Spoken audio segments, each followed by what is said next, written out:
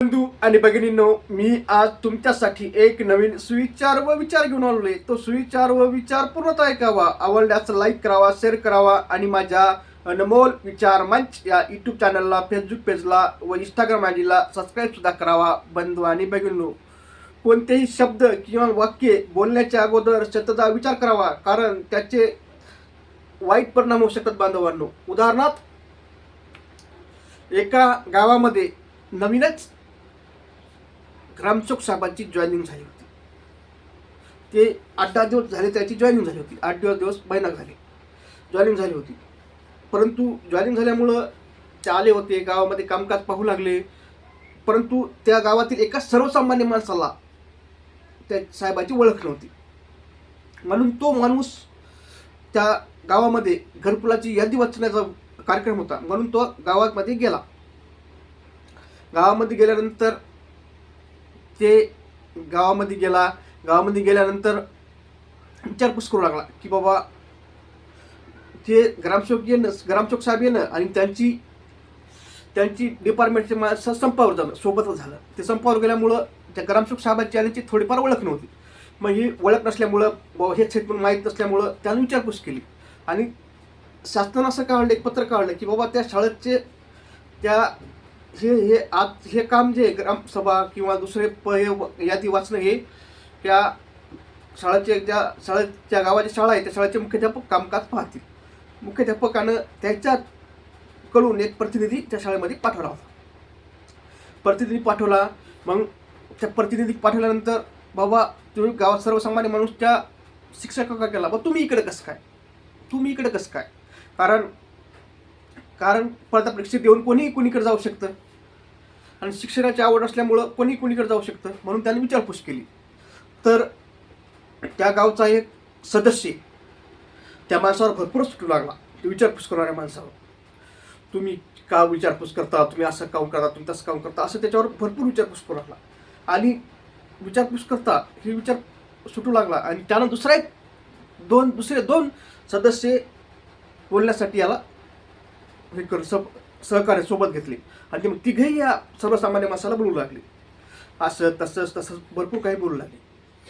मग या सर्वसामान्य माणसानं त्या शिक्षकाला विचारलं. त्या शिक्षकानं सांगितलं की बाबा आमच्याकडं एक पत्रक आलं होतं शासनाकडून की बाबा तुम्ही कामकाज पहा, परंतु मुख्याध्यापक न आल्यामुळे मी प्रतिनिधी म्हणून मी आलो, कारण माझ्याकडे वक्तृत्व स्पर्धा असते, माझ्याकडे वक्तृत्व आहे आणि वक्तृत्व ते करू शकत नाहीत म्हणून मला त्यांनी पाठवलं, असं त्यांनी चांगल्या सोप्या भाषेत शिक्षकाला सांगितलं.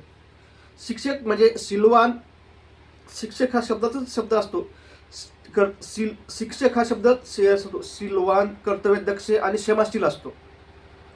शिक्षक कसा असतो? सिलवान असतो, क्षमाशील असतो आणि कर्तव्यदक्ष असतो. म्हणजे त्याच्याकडे जे काम आलं ते पूर्णपणे पार वाचतो, असं त्या शिक्षकानं मला समजावून सांगितलं, म्हणजे त्या माणसाला समजावून सांगितलं. असं झाल्यानंतर विचारपूस झाल्यानंतर मात्र तिघे सुटू लागले, बोलू लागले, सर्व काही करू लागले. सर्व माणसासमोर त्या माणसाला ज्या दिवसण्यात जे माणसं जमले त्या माणसासमोर याला बोलू लागले. असं झालं. सर्व काही झाल्यानंतर हे सर्व काही व्यवस्थित झालं. आणि झाल्यानंतर मग त्या शिक्षकाने विचारपूस केली, सगळं काही झालं. आणि हे झाल्यानंतर कारण हे झालं आणि विशेष सांगायचं म्हणजे कोणीकडे येऊ शकतं. उदाहरण त्यात झालं, त्याच शाळेमध्ये शिकवणारा एक शिक्षक स्पर्धा परीक्षेत देऊन सुरुवातीला नायब तहसीलदार झाले, नायब तहसीलदाराचे तहसीलदार झाले आणि तहसीलदार येऊन त्यांनी त्यांचं नाव गाजवलं. म्हणजे तसं होऊन इकडे सुद्धा येऊ शकतात ते, कारण ज्याची आवड, माणसाची आवड हे वेगळी असू शकते बुवा, आणि घरच्याची आवड सुद्धा वेगळी असू शकते. त्याला इकडेची आवड असेल ते इकडे येऊ शकतात ते, म्हणून इकडे आले असतील. म्हणून त्या सर्वसामान्य माणसांनी विचारपूस केली की बाबा शिक्षक इकडे आले म्हणून त्यांनी विचारपूस केली. परंतु हे सर्व तिघेही मेंबर त्याच्यावर बोलू लागले. त्याचा परिणाम झाला की यांचे तिघांचे संबंध खराब झाले त्या माणसासोबत. त्याचा परिणाम झाला की त्याच्या मनावर भरपूर परिणाम, ते टेन्शन घेऊ लागला आणि शिक्षकासोबत त्याचे संबंध खराब झाले. म्हणजे हे टेन्शन घेऊ लागला, माझं कुठं चुकलं, विचारपूस केली तर टेन्शन घेऊ लागला. सर्वांसमोर आणि माझा अपमान काय केला.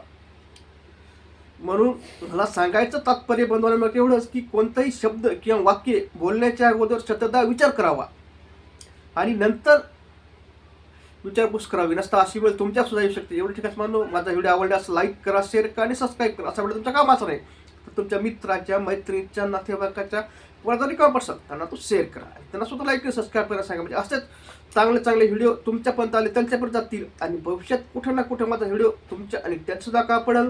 म्हणून तुम्हाला पुन्हा एक सर्व विनंती करतो की माझ्या अनमोल विचार मंच या यूट्यूब चॅनलला, फेसबुक पेजला व इंस्टाग्राम आयडीला सबस्क्राईब करावं. एवढं ठिकाण म्हणून धन्यवाद पुढे ऐकल्याबद्दल.